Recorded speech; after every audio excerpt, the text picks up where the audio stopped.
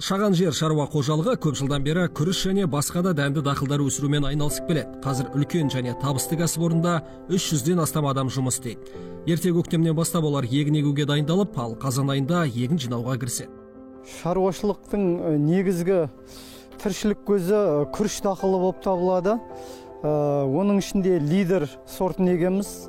Биыл 2872 гектарға лидер күрішін ектік сортын. 400 гектар жерге бидай дақылын егіп отырмыз. 2000 гектар жерге жоңышқа дақылын егеміз. Шаруашылықта тағы да жылқымыз бар. Биылдан бастап ірі қара малын алып жатырмыз. Осы шаруашылықтағы жұмысшыларды сүтпен, етпен қамтамасыз ету үшін.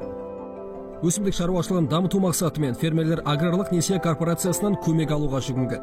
Қаржы ұйымы шаруа қожалығының жобасын мақұлдап, ауыл шаруашылығы техникасын сатып алуға жаңғыртудың негізгі айналым қаражаты бағдарламасы бойынша несие берген. John Deere комбайндарын және басқа да арнайы жабдықтарды сатып алған ферманың ісі тезірек жүріп, табысы да арта түскен. Шаруашылықта 12 егін жинайтын, күріш жинайтын подбор комбайндарымыз бар. 9 гусеничный Енисей жаткілері бар.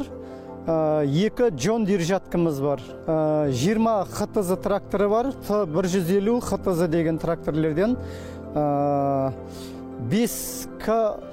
К700 тракторлері бар. Олар көктемге егін жұмыстарында линабас тартады. Сосын күріш себуге, тағы да басқа тіршіліктерге МТЗ-80 тракторлерінен 10 трактор бар ғой. Соларға алып тұрған несиелерімізді пайдаланып тұрмыз ғой сол.